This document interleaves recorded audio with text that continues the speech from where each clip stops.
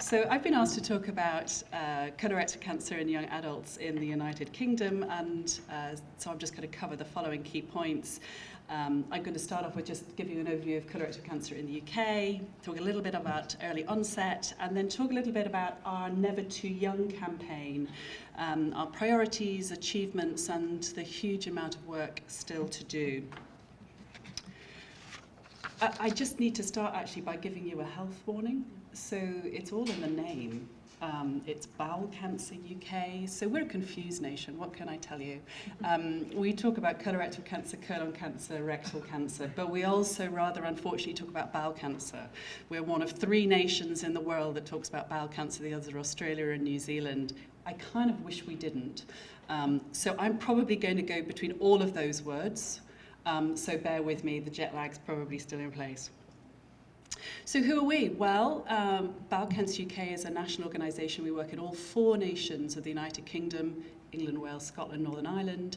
And our mission is simple. We are determined to save lives and improve the quality of life of all those affected by colorectal cancer. We do 3 core things. We enable and support research. We educate patients, public and professionals about the disease. And we campaign. Because we fundamentally believe that everyone should have access to the very best treatment and care wherever they live in the United Kingdom, and right now they don't. So we are determined, Tom was right about that, we're both determined and unashamedly ambitious. And that's because colorectal cancer in the UK remains the UK's 2nd biggest cancer killer. It's fairly proportionate to here in the US. There are around 41,000 diagnoses and 16,000 deaths every year. But unlike the US, where your overall incidents are declining, ours are still increasing around 3% a year. And in that part, that's because we don't have your screening program. We have a screening program that in 3 out of 4 nations starts at the age of 60 and uses an insensitive FOBT test. And in younger patients, well, again, a slight difference from here in the United States. In fact, it's 5% of the total number, whereas I understand it's about 10% here in the US. So that's only 2,400 patients diagnosed every year. But it's around about, very similar to what we were hearing before, as a large increase. It's a 40% increase since 2004. And one of the areas of great concern to us is that around 60%, 3 out of 5 young patients are diagnosed with stages 3 and 4 colorectal cancer. There's been a lot of work in the United Kingdom looking at routes to diagnosis, and I think of great concern is that 34% of under 50s are diagnosed as an emergency presentation, compared to 24% of the overall population. Which of course often implies later stage disease and poorer outcomes. So with this as a backdrop, we at Bowel Cancer UK have done a lot of research looking at the experiences of patients and their families through one-to-one meetings, focus groups, and surveys. We've run 2 big patient surveys, the last one in 2015 of about 400 patients. But we've also talked extensively to clinicians, academics, and policymakers, because we felt as a charity that if we were going to engage in this area, quite frankly, it's fairly straightforward to get a story of a beautiful dying young mother in the national press. But what's the point unless something changes from that?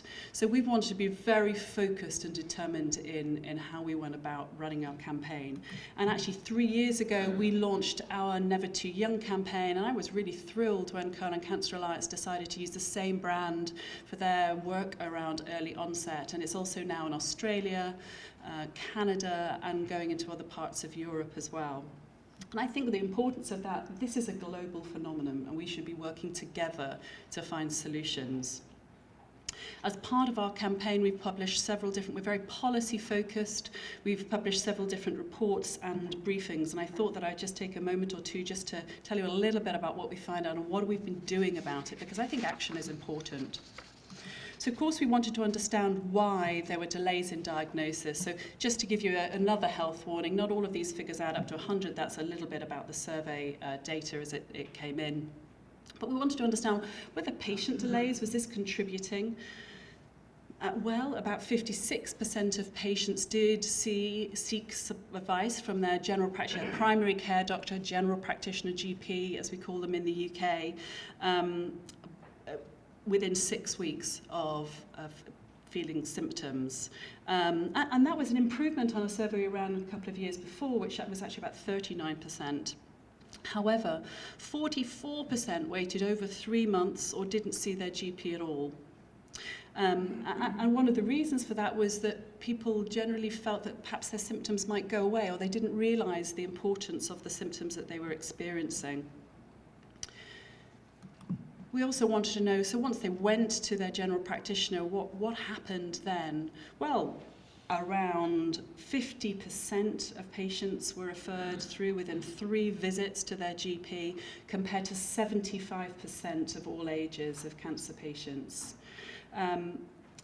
Around 47% had to go over 4 times, with I think 17% having to go over 5 times to see their general practitioner before they were referred. And you hear the most awful stories of people refusing to leave until something happens, of people taking pictures of the amount of blood in their toilet bowl because they're not being taken seriously. Now, having said that, I think what's really important as well was that there were also really big gender delays that we saw. So 54% of men were sent to a specialist after only 1 or 2 GP visits, compared with 35% of women. 15% of men compared to 37% of women went to their GP over 5 times. So what does that mean for a patient? Well, this rather glorious, beautiful young woman is Laura Shannon Connolly. She went to her GP at the age of 29 and was reassured, really reassured, when she was told she just had period pains. She went back many times over the next 3 years, and by the time she was diagnosed, it was in her liver, her lungs, and her pelvis. This picture of her was taken on her wedding day, which was a month before she died, just 3 years ago. She was one of the early champions for our Never Too Young campaign, and her family is still incredibly active, involved with us. So what are we doing about this? I think action is important. Well, of course, like here in the Never Too Young Coalition in the US, we absolutely want to drive awareness and education, but we want to do that quite responsibly. I think this is really important. We do not want to create mass panic amongst people that everybody's going to develop colorectal cancer under 50. So we definitely go out with messaging that this is low risk but not no risk, and if you experience symptoms and you know your family history, then you should be taking action. And we've produced several films, campaign films, individual patient films, infographics, survey results. We've done a huge amounts of national media, loving sitting on breakfast sofas with patients, often talking about these issues. And what impact does that have? Well, some of these figures are about a year or so out of date. But what they help is they help create a climate where you are changing people's attitudes. You're bringing this into the forefront. And from 3 years ago, where people were saying to me, "Oh, why are you wasting your time on this 5% of the total population?" Today, people say to me, "You are spot on. This is a really important group. This is a group of people who should not be dying. They don't have the comorbidities of the older population. We can save their lives. We just need to detect them more quickly." And what's really positive about that as well is that it creates an environment for policy change. Now, in our beloved National Health Service, we do like our National Health Service. It doesn't have enough money, but actually GPs have a really tough role. They're beaten up for not referring people through, and they're beaten up for referring people through. It's really difficult. And one of the issues for general practitioners was, in fact, that there was no guidance whatsoever on under 50s about who they should be referring through for diagnostic tests. So we've campaigned over several years in a very focused way to change NICE, National Institute of Clinical Excellence, not always as nice as its name, and the same organisation in Scotland. And we now have some, limited, but we finally have some referral guidance for GPs to use to encourage them to refer people through. And in addition to that, we're also working at the moment on the development of a risk assessment tools. Now, bearing in mind that this is tough for GPs, you know, they will see hundreds and hundreds of patients who could have symptoms that are similar to colorectal cancer, but very few that actually are. I mean, so probably they'll be seeing maybe 3 or 4 in the UK a year of colorectal cancer, and maybe 1 or 2 in their whole career of under 50s right now. So we wanted to enable and support GPs, and so we're developing a risk assessment tool that we've had funded by our Department of Health. It's been developed at the universities of Exeter and Durham by leading academic GPs. And this is a risk assessment tool. They're quite commonly in use in the United Kingdom. They've been developed for many cancers. This is the colorectal cancer one. So just to explain how it works, basically Professor Hamilton and his team went back through hundreds of thousands of records looking at the presenting symptoms of patients, and then the numbers of times that they would then go back to their GP. So for example, if you have rectal bleeding, this is all ages, if you had rectal bleeding, you went back twice, you have a 6.8% risk of having colorectal cancer. Now we have a 3% referral threshold in the United Kingdom, so that person would be being referred through. So it's a fantastic tool, but it doesn't work at all for under 50s because, of course, the risk is so much lower. So what we have, what Professor Hamilton, what we are doing with him is actually developing a tool on bowel disease, partly because of the similarity of symptoms. So he has been looking at both the presenting symptoms of people with IBD and Crohn's and colitis, as well as under 50 cancer, bowel cancer. And that's going to present soon, and I can't tell you what's in it because it's not been published yet, but what I can tell you is it's different. It's a different presentation pattern to the older, to the whole over 50 group. And I think we hope that that will help to kind of channel understanding, opinion, and just stimulate some debate within the primary care world in the United Kingdom. We've also had a real focus on high-risk groups. Of course, we know that there are various different high-risk groups, including people with strong family history and IBD. But we've focused at the moment, we're very focused on people with genetic conditions, such as obviously Lynch syndrome and FAP. Why? Well, because people weren't being tested. They just simply were not being tested for any of those conditions. So we work very hard and have seen now introduced as part of our campaign guidance by the Royal College of Pathology that all under 50 should be reflex tested at diagnosis. And that point about at diagnosis is important because, of course, we know that it can affect some treatment decisions if you have Lynch syndrome. However, of course, why would anything be straightforward? Still, 50% of cancers are still not offering genetic testing to under 50 patients. We don't think that's good enough. So we're trying to do something about it. And just this week, on Tuesday, in fact, we drew together groups from all of the key professional bodies, some of the UK's leading clinicians and scientists, to look at how we can better identify and manage people at high risk. And we're looking at building a new pathway, refreshing the guidance that's available on this, and potentially creating a national genetics registry with the help of Professor Sir John Byrne, so that we can improve surveillance screening, because there is a huge problem that even if we identify people in the United Kingdom, they're not, because of our lack of endoscopy capacity, bearing in mind we don't have the same private provider situation, it's very difficult for people then still to get the surveillance that they require. So finally, looking at treatment support, really important, of course. Well, we were really concerned when patients told us that 89% of them were not offered support on all the issues that affected them.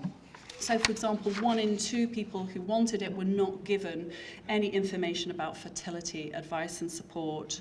Another 50% felt very isolated. 1 in 3 felt that actually the information was aimed at older patients rather than relevant to them specifically.